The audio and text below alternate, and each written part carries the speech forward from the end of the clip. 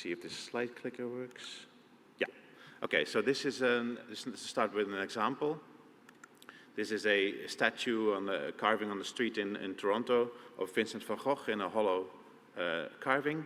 But as you walk in front of it, when you face it head on, you might experience this illusion where suddenly it seems like the face is actually coming out of the statue and being convex rather than concave.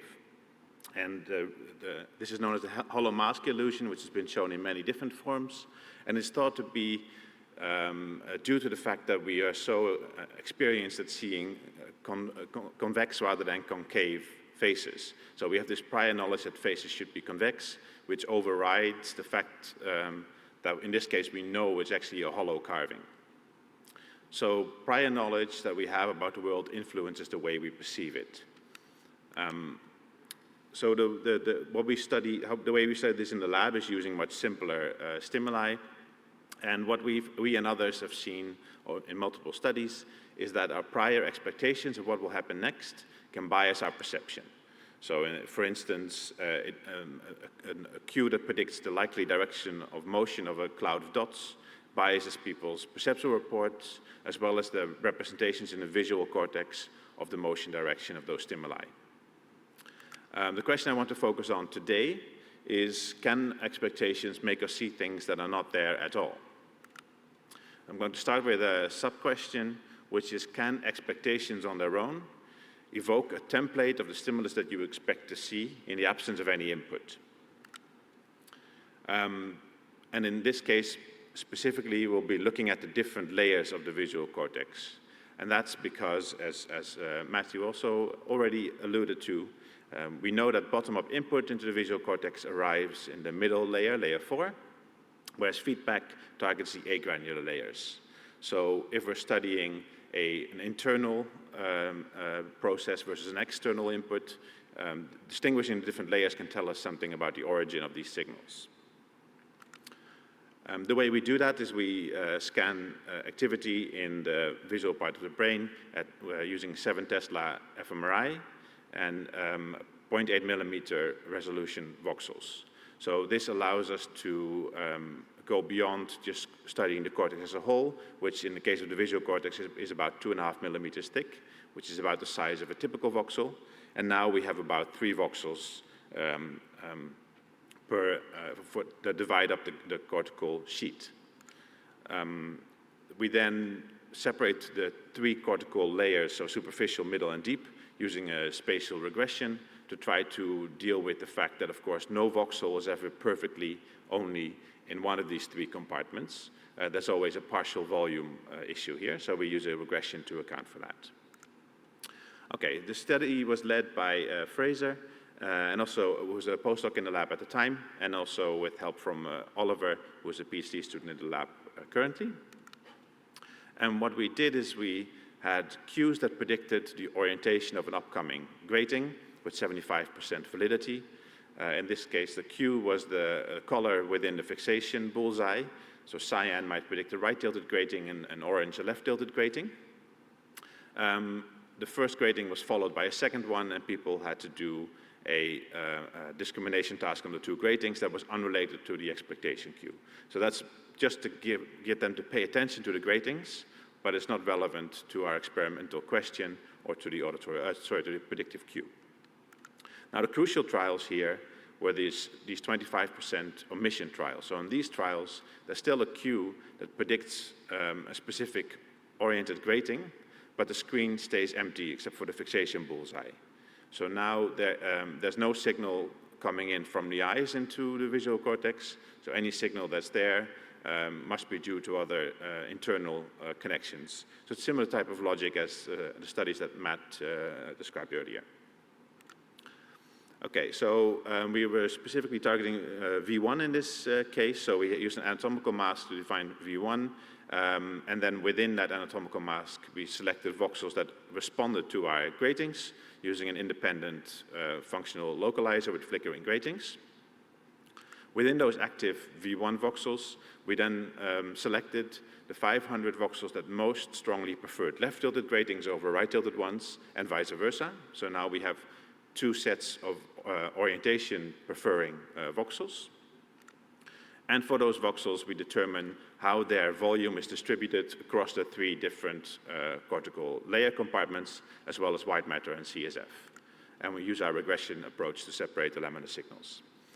Now, what we do next is we subtract the signal in the voxels that don't prefer the current orientation from the voxels that do prefer it to get an orientation-specific bolt signal.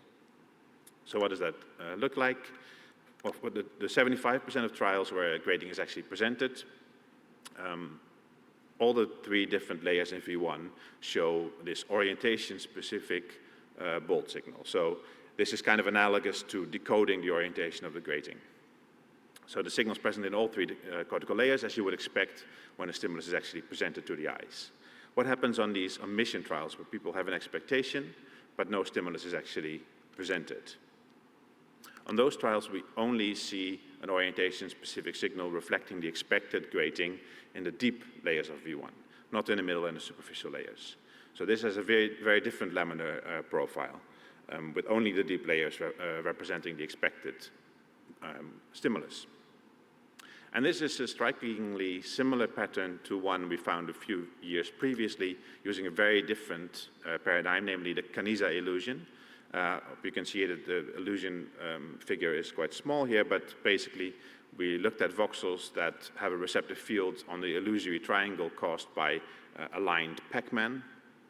And we're careful to only select voxels that overlap with the illusion and not with the Pac-Man themselves. And in that study, we also found an increased activity for the illusory figure only in the deep cortical layers of V1. So there seems to be some similarity in the laminar profile of these 2 very different feedback effects. Okay, so that's the answer to question 1. Expectations can activate what we might call perceptual hypotheses in the deep layers. So an expectation of what might come next, or a triangle you infer to be there because of these aligned Pac-Man. Now back to the main question. Can they make us see things that are not there at all? Because in this omission paradigm I just presented, people did not hallucinate gratings there. It was very clear when there was a grating on the screen. It was very high contrast and was on there for about a second, versus when the screen was empty. So Joost has been leading a study where we try to investigate this question specifically. In this case, the cues were auditory cues that predicted the orientation of the gratings.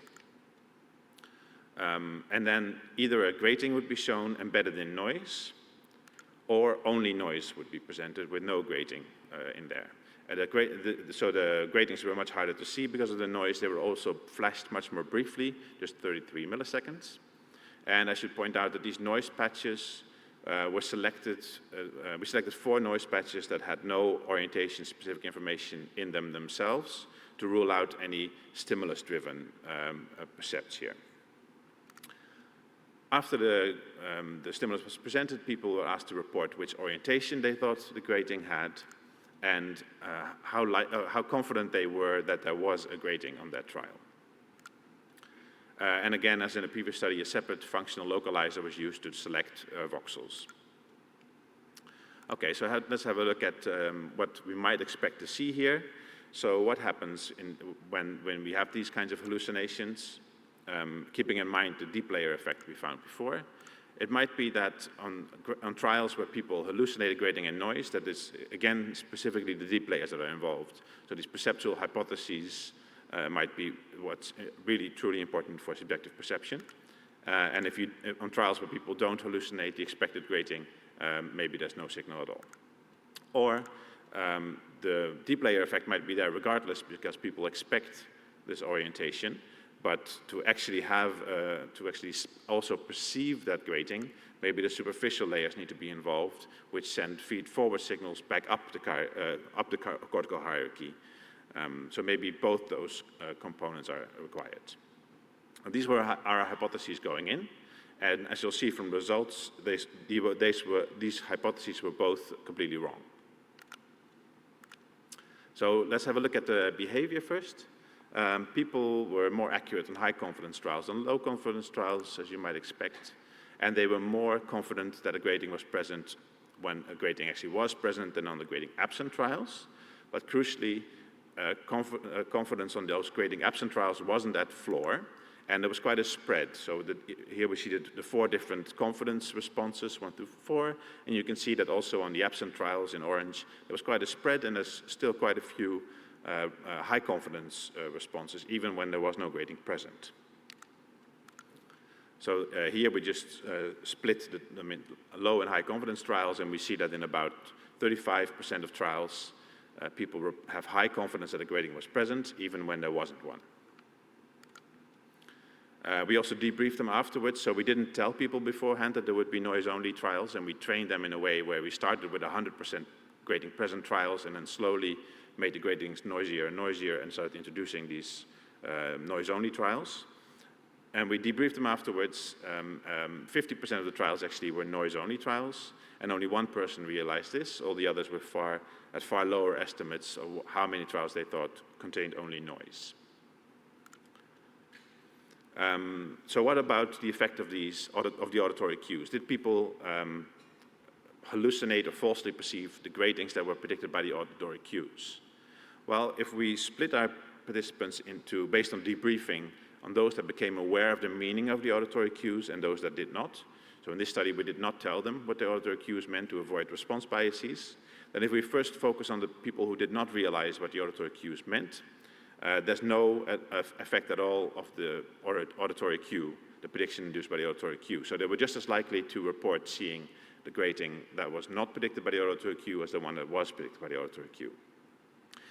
Only for a few people who did become aware of the auditory, what the cues meant, 3 out of the 7 people who became aware of it, was there a strong effect of the cue, and we put this down to being likely due to more of a response bias or strategic guessing rather than an actual perceptual effect. But regardless, also if we group over the whole study, over the whole set of participants, there's no real effect of these predictive cues. So what we conclude from behavior is that people have these false percepts. They have quite a lot of high confidence reports that they saw a grading even when there wasn't one. But which grading they saw is hardly, if at all, determined by the predictive cues that we presented. So that was surprising to us, of course. What about the neural effects? First of all, as in the previous study, we found that only significantly in the deep layers did we find an orientation-specific bold signal for the expected gradings. So in this study as well, the deep layers represented the expected but omitted orientation. In this case, it's in V1. These gradings were lower spatial frequency. That's probably why. I'm happy to discuss further if you have any questions. Now, what about these false percepts? So first, the low confidence trial. So here they were forced to report an orientation, but here they said there probably wasn't a grading. In that case, there's no orientation-specific bold signal reflecting their guess in any of the layers of V2. But on the high confidence trials, there was, specifically in the middle layers of V2. So in the middle layers of V2 here, there was an orientation-specific bold response that reflected the grading that people hallucinated in noise, if you will. So this was a surprising effect. As I said, it's not in line with either of our hypotheses. We assumed the feedback layers to be involved in this, but it actually seems to be the middle input layers that are crucial for these false percepts. So prior expectations can bias our perception and evoke stimulus templates in the deep layers of the visual cortex, but to actually see things that are not there, it seems that the input layers, the middle layers, need to be involved. So this raises a lot more questions for us than it answers. So one of our questions is this what happens in actual hallucinations? When people have an actual hallucination, is there somehow the activity in the input layers involved? Is it overwritten somehow? Well, we don't know the answer to that, of course. One data point that we think is encouraging is that we did a separate online study and found that these the confidence people had in these false percepts on average correlated with how likely they were to have abnormal percepts in daily life as determined by a questionnaire.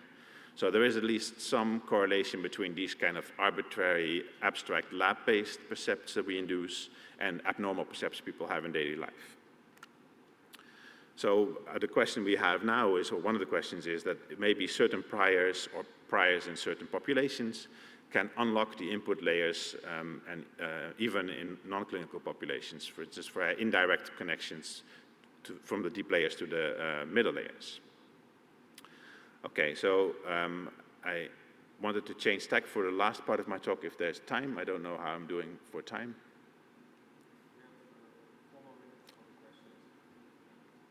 Okay, great. Yeah, I'll just go to the last part very quickly.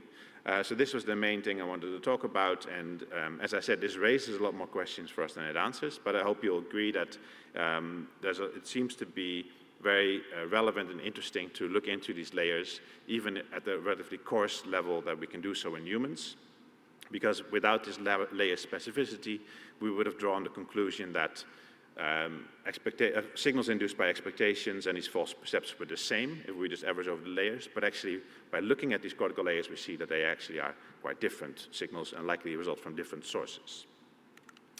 So in a separate line of work we look at where do these expectation signals come from, and our main contender, the main region we look into is the hippocampus. Our hypothesis is that when you present a predictive cue, the hippocampus, through pattern completion, might retrieve the associated prediction and send it to, in this case, the visual cortex. And in some previous work, we found that we can decode from the hippocampus what the predicted, in this case, our abstract shape is on a given trial.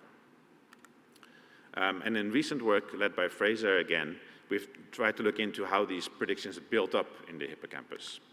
And what Fraser found is that, kind of surprisingly, as people learn, so this is while they learn while in the scanner, they're not pre-trained, then towards the end of these blocks of 32 trials, we start to be able to decode from the hippocampus only unexpected shapes. So expected shapes in green are not significantly represented in the hippocampus, only unexpected shapes. So this looks kind of like a prediction error signal. Which is so a kind of a negative prediction signal, which is very different from what we found previously, as I showed in that whole brain searchlight result, represented by the square here at the end.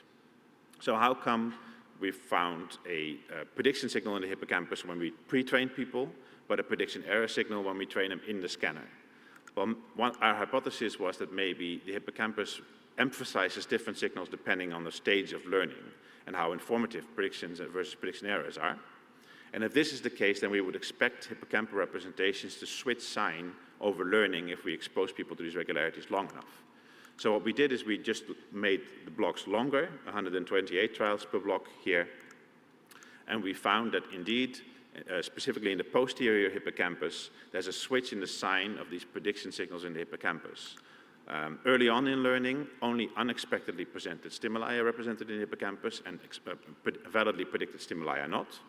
But later on in learning, it's the predicted stimulus, regardless of which one was actually presented, that is decodable from the hippocampus. So I'm going to skip this last data point.